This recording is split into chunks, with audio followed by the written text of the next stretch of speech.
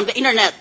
I am not sure, Your Honor. It was prepared by their group of volunteer lawyers po. Kung meron na kayo ng mga dokumento na ganito bago December 12, 2011, which is the date of the filing of the impeachment complaint before the Senate, why did you not include it in the impeachment complaint? Why did you not approach the prosecution panel and say, magdagdag pa? Ba't hindi nyo binigay? Ngayon, ginugulo nyo kami dito. Your Honor, I don't think we had the documents back then. All right. If you did not have them, why did you not present yourself as witnesses for the prosecution, against the defendant? So that you would not have to rely on these anonymous internet materials that can be posted from anywhere in the world and can be invented by any brain in the world, or even people with no brains. Sagutin mo. Me as a witness, Your Honor? Yes. I was not called by a witness by the prosecution, Your Honor. I was called by the defense. Ba't di ka nag-volunteer? Kung ganyan katindi ang galit mo sa defendant. Sa panimawala mo pala, ang laki-laki ng mga iskandalong ginagawa niya, ba't hindi ka nag-volunteer kung good government advocate ka? Because po, yung mga complaints po na nilagay po namin dito, came out na po nung impeachment trial. Yun po yung inattach po namin. Hindi, noon pa, bago ng impeachment, nang the House of Representatives decided to impeach the Chief Justice, why did you not come forward if you are such a civic-spirited citizen and say, may alam ako tungkol dyan? Actually, Your Honor, dun sa mga articles of impeachment against Chief Justice Corona, wala po talaga akong, nung time na bago po i-file yung impeachment, wala po akong mga documentary evidences po. Wala kang documentary evidence where you are asking the ombudsman to investigate him. That's a bell. May I just ask for 1 minute, Mr. President? Yes. You filed a complaint with the ombudsman na hindi mo alam? You have violated, do you know that you have violated these laws? The Law on Secrecy of Deposits, the Foreign Currency Deposit Act, lahat yan may penal provisions. You are now in danger, you are now in jeopardy of being charged criminally. Hindi ba ang tunay na katotohanan dito ay gumagawa ka ng ganyan para may base, para mag-file ng second impeachment complaint kay Chief Justice? Kasi alam mo na this trial is already ongoing. Bakit ngayon ka lang lilitaw? Ba't di ka lumitaw noong December? Kaya you're actually using your organization, so-called, if it exists, so that you can lay the foundations and make the Senate party to your machinations for a second impeachment complaint. That is my observation. Since the bell has already rung, I would have wanted to ask you more questions about your credibility as a witness. But now I'm prevented by time. Thank you, Mr. President. Meron lang akong tanungin sa iyo. Bakit hindi mo dinala itong mga dokumento na ito sa prosecution upang sila mismo ang magpresenta ng mga dokumento na yan dito sa hukuman na ito? Bakit doon sa opisina ko dinala yung folder na yan?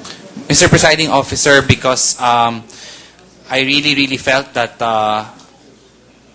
you were the right person and to make a decision on it. I trusted in your, and I continue to trust in your decision making and in your being the presiding officer.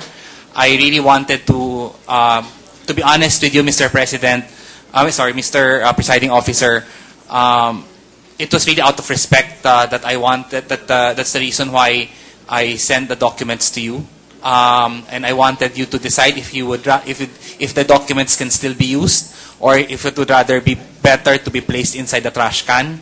That is, as I said in my letter, submitting them to your office for your perusal, because I really trusted in your good judgment and in your leadership here in the impeachment court. But again, I'm very sorry if it came out to be that insulting, Mr. Presiding Officer. I really do apologize for that. That was not my intent. All right. Mr. President, if I may. Yes. The gentleman from Ilocos Norte. Just a quick follow-up on the discussion of Senator Miriam Santiago. We have had delivery via Little Lady. We have had anonymous delivery via hanging it on the gate. I am just interested to know what new and novel way do we have for the anonymous delivery to your offices, Mr. Ke? Did it come by mail? Was it emailed to you? Was it delivered by hand? Just so that we can complete all of these new methods of anonymous delivery that we have discovered during this trial. Your Honor, last May 3, I saw it placed in our mail area. In our office in Loyola Heights, in Barangay Loyola Heights in Quezon City, we don't have a mailbox. It's a gate, and then you go inside the gate, and then andun po yung iba't ibang mga apartments, and then we rent one apartment as our office. Okay. And then doon po sa taas ng pintuan, papasok ng aming apartments, doon po nakalagay kung saan po yung mail namin, nandun po siya nakalagay. Meron siyang postage stamp or hand-delivered? Wala po. Nakalagay lang po sa pangalan ko. It was addressed to you, and it appeared in your offices, again, mysteriously and anonymously. Thank you, Mr. President. Thank you, Mr. Witt. Nung bang dumating yung mga dokumento na yan sa'yo, ay nakalagay na dun sa envelope na pinadala mo sa akin? Ano po, Mr. Presiding Officer? Yung mga dokumento na isinabmit mo dun sa opisina ko, nakalagay sa isang dark envelope. Yung ba ang i-deliver sa'yo yung mismong envelope na yon? Hindi po. Yung envelope po na nilagay po, nakalagay po yung pangalan ko doon sa envelope. Tapos medyo hindi na po kasi maganda yung envelope. So pinalitan ko po siya kasi po nilagay ko po siya doon sa red na folder para po ibigay po sa inyo. Nasaan na yung envelope na dating naglalaman ng mga dokumento na yan? Ay, naitapon ko na po, Mr. Presiding Officer. I'm sorry for that. Ano ba yun? A brown envelope po. Brown envelope. Opo. I didn't want to give that to you kasi nakakaya naman po, kaya po inilipat ko po. Sige. Binasa mo muna. Hindi ko po talaga kinim ko lang po yung laman kasi parang my first impression was really parang I was really shocked and surprised. Sige. Mr. President, may we recognize... The Majority Floor Leader. Thank you. Mr. President, may we recognize the President Pro Temp, Senator Estrada. The gentleman from San Juan. Thank you, Mr. President. Mr. Witness, what was the purpose for filing complaint before the Ombudsman, knowing fully well that there is already an ongoing impeachment trial here? And in fact, you mentioned to Senator Santiago that the data that you obtained, the evidence, the pieces of evidence that you attached to the letter to the Ombudsman came from the impeachment court. Your Honor, yung aming complaint po kay that we filed sa office ni Ombudsman Carpio Morales was for ill-gotten wealth po.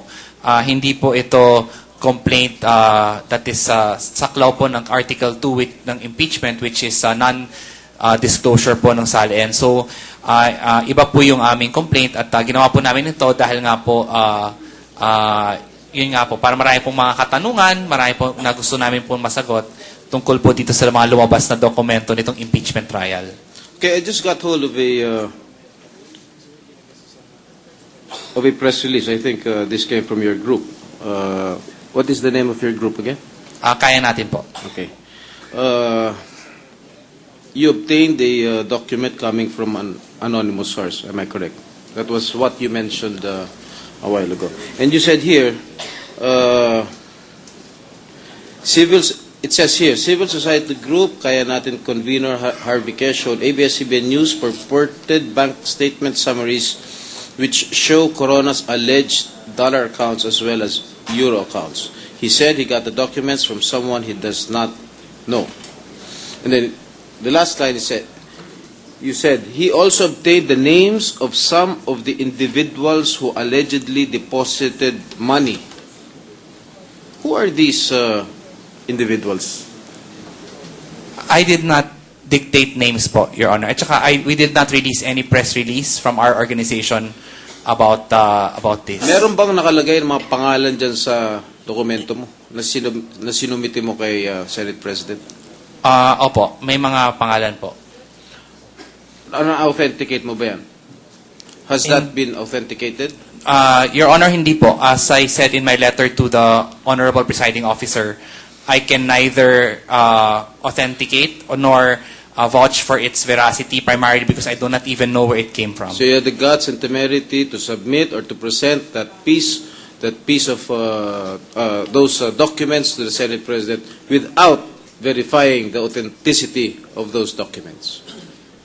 I'm very sorry, Your Honor, but... No. I'm asking you. Yes. Is it true that the documents that you submitted to the office of the Senate President were not authenticated? Yes, Your Honor. Pwedeng gawa-gawa lang. Opo, Your Honor. Pwedeng gawa-gawa mo lang. Hindi ko po gawa-gawa, Your Honor. Hindi, pwedeng mangyari yun na gawa-gawa mo lang at ibinigay mo rito sa opisina ni Senate President. Dahil hindi mo alam kung kanino galing. Pwede rin kami mag-assume na gawa-gawa mo lang. Correct. Hindi ko po gawa-gawa kasi, Your Honor. I'm sorry. I really don't know where this came from. And in fact, to be honest with you, I really felt bad when the focus of the interview that came out was really just about the documents. All right. You mentioned to the Senate President earlier that when you went to his office and about to present those documents that you had on hand, you saw media people there, and you did not bring these cameramen. Yes.